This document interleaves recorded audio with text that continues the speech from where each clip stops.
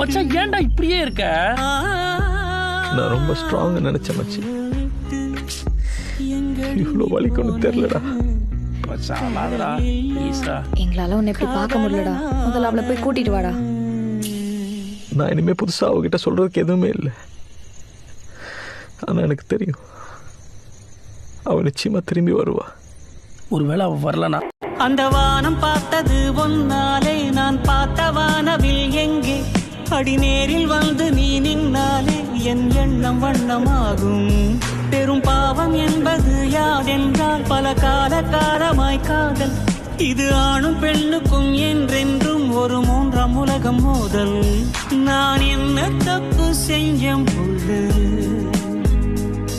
உன் காதல் விட்டு என்ன கொண்டு நீ ஒன்ன தாண்டி வாடி வெல்ல.